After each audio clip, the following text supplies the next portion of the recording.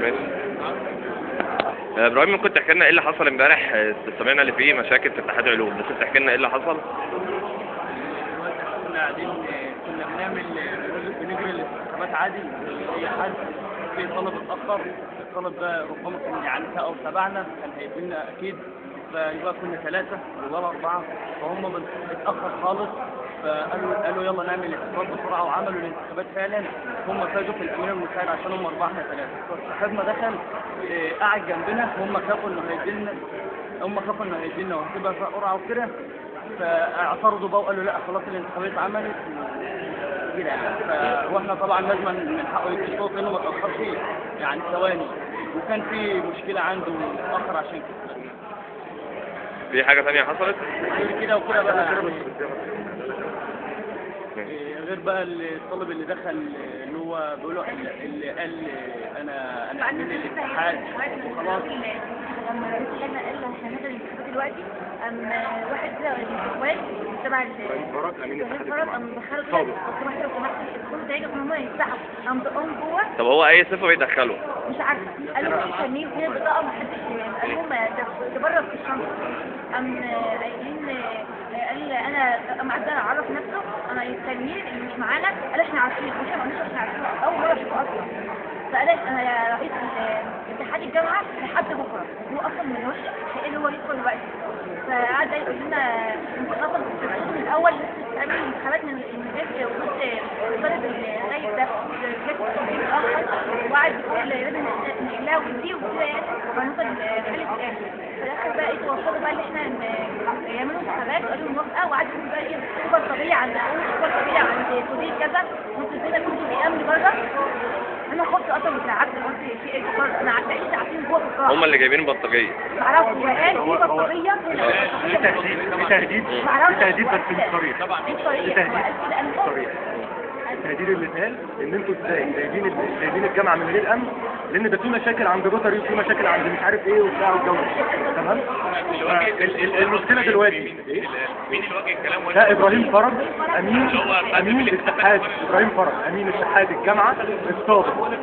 وقت الانتخابات او في اللائحه الجديده ملوش حق كده، يعتبر منصبه متجمد، ملوش ادنى منصب وقت الانتخابات، فمالوش الحق انه يخش. كان في وجود لجنه مشرفه من الدكاتره ووجود الامن. وجود لجنه مشرفه وهو دخل. الامن مفيش امن في الكليه، مفيش امن في الكليه. امن الكليه جه بسبب الحشد اللي بره وان الاخوان وبقيه الطلبه ابتدوا يشتبكوا مع بعض، والاخوان واقفين على باب اللجنه مانعين ان حد يخش. اللي دخل امين اتحاد الجامعه هو طالب من الاخوان اللي سقطوا في الانتخابات اللي كان في الاتحاد السنه اللي فاتت واللي قبلها، ودخلوا وعرفوا للدكاتره. الدكاتره ما تعرفوش، انت هتعرفوا اللي اتكلم هم ال4 بتوع الاخوان. احنا عارفينه وخش، وهو عارفين طريقه الكلام هي ان هو هينجده النجده وجوده. ولما اتكلم باين ان هو متعاون جدا وان احنا يا جماعه هنحل الموضوع ودي. ومش الكلام ان هو لما قال الكلام ده، لما قال كلامه ان هو في بلطجيه وكده، انا معايا الدكتوره ساره ومعايا ابراهيم لسه في اولى، يمكن ما يعرفش النظام عندنا ماشي ازاي، والدكتوره ساره بنت، فما ينفعش ان هو يهدد قدامهم وجود بلطجيه ولا كده. هو كده بيجبرني ان انا اوافق على اي حاجه يقولوها عشان معايا بنت وعشان خايف على الناس اللي معايا. طب ايه كان رد فعل اللجنه المشرفه او الامن على؟ اللجنه المشرفه كانت متعاونه جدا. المشكله الوحيده اللي حصلت في حاجتين. الحاجه الاولانيه ان اللجنه اتلغت، وده كان قرار من المشرف العام للجنه، ان هو قال لو ما اتفقتوش على حل اللجنه هتتلغي من غير راي حد فيه. وادانا فرصه 10 دقائق بالظبط ان احنا نتفاهم مع بعض، وحصل ان مفيش اتفاق واللجنه اتلغت. كان في طالب عليه مشكله اللي هو الطالب اللي اتاخر، وكان اتاخر بعذر مرضي مثبت بمحضر الجلسه. الطالب ده هو اول من وافق، اول واحد كتب اسمه وافق على الغاء اللجنه، واحنا وافقنا وراه. في طالب من الاخوان ما رضاش، نرفز الدكتور، الورقه اتقطعت. ساعتها دخل ابراهيم فرج امين اتحاد الجامعه السابق. ده حصل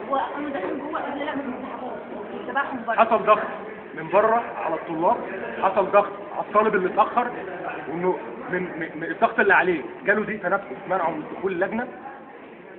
اتاخر ودخل اللجنه وقت الفرز، اتخذ غياب الطالب من غير راينا، من غير موافقتنا. ودخل وقت الفرز، ما دخلش وقت اعلان النتيجه.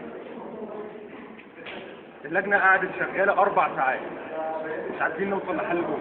عشان كده لما طالبنا كان طالبنا يا اما اللجنه هتتلغي على القرار اللي اتاخد، القرار اتاخد واحنا وافقنا عليه، وبعدين ده مش قرار احنا نوافق عليه، ده الدكتور هو اللي قال، الدكتور هو اللي قال القرار ده هيتاخد بالغصب عن الجميع وهيبقى هيزعلكم كلكم، واحنا قلنا خلاص تمام موافقين.